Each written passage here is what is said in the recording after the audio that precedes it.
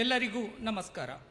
ಪರಮಪೂಜ್ಯ ಸಿದ್ಧಲಿಂಗ ಮಹಾಸ್ವಾಮಿಗಳ ಸಾಮಾಜಿಕ ಸೇವೆಯ ಸಂಕ್ಷಿಪ್ತ ನೋಟ. ರಾಯಚೂರು ಜಿಲ್ಲೆಯ ಸಿಂಧನೂರು ತಾಲೂಕಿನ ಒಳಬಳ್ಳಾರಿಯ ಸುವರ್ಣಗಿರಿ ವಿರಕ್ತ ಮಠದಿಂದ ಕಲ್ಯಾಣ ಕರ್ನಾಟಕ ಮತ್ತು ಆಂಧ್ರ ಪ್ರದೇಶದ ಗಡಿ ಭಾಗಗಳಲ್ಲಿ ಸಲ್ಲಿಸಿದ ಅನನ್ಯ ಸಾಮಾಜಿಕ ಕೊಡುಗೆಗಳಿಂದಾಗಿ ಪರಮಪೂಜ್ಯ ಸಿದ್ಧಲಿಂಗ ಮಹಾಸ್ವಾಮಿಗಳು ಯಾವತ್ತಿಗೂ ಸ್ಫೂರ್ತಿಯಾಗಿದ್ದಾರೆ. ಪೂಜ್ಯ ಸಿದ್ಧಲಿಂಗ ಮಹಾಸ್ವಾಮಿಗಳ ಪೂರ್ವಾಶ್ರಮದ ಹೆಸರು ಕುಮಾರದೇವರು. ಹಾವೇರಿ ಜಿಲ್ಲೆ ಹಾನಗಲ್ ತಾಲೂಕಿನ ಕಾಡಶೆಟ್ಟಿಹಳ್ಳಿ ಗ್ರಾಮದ ಶ್ರೀ ಗುರುಪಾದಯ್ಯ ಮತ್ತು ಶ್ರೀಮತಿ ಸರ್ವಮಂಗಳಮ್ಮ ದಂಪತಿಗಳ ಮಗನಾಗಿ, ಜಗತ್ಪ್ರಸಿದ್ಧ ಪಂಡಿತ್ ಪಂಚಾಕ್ಷರಿ ಗವಾಯಿಗಳ ಮೊಮ್ಮಗನಾಗಿ 1946 ಜೂನ್ 13ರಂದು ಜನಿಸಿದ್ದಾರೆ.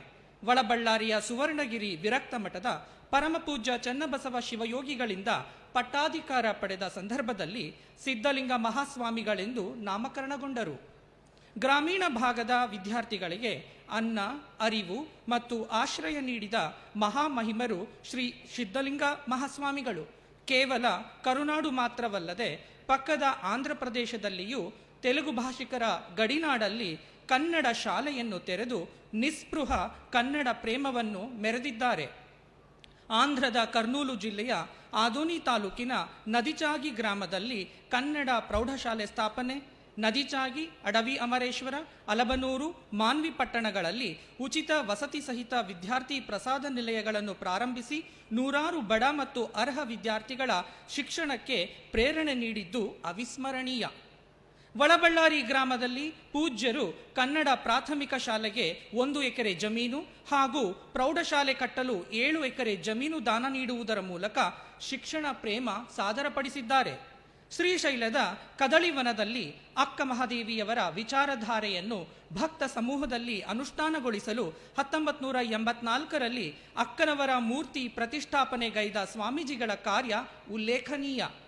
ಹಾಗೆಯೇ ಇವರ ನೇತೃತ್ವದಲ್ಲಿ 1990ರಲ್ಲಿ ಒಳಬಳ್ಳಾರಿಯಿಂದ ಎಡೆಯೂರು ಸಿದ್ಧಲಿಂಗೇಶ್ವರಕ್ಕೆ ಸಾವಿರಾರು ಭಕ್ತರ ಜೊತೆಗೂಡಿ ಕೈಗೊಂಡ 370 ಕಿಲೋಮೀಟರ್ ದೂರದ ಪಾದಯಾತ್ರೆ ಶರಣ ಪರಂಪರೆಯಲ್ಲಿ ಒಂದು ದೊಡ್ಡ ದಾಖಲೆಯೇ ಹೌದು.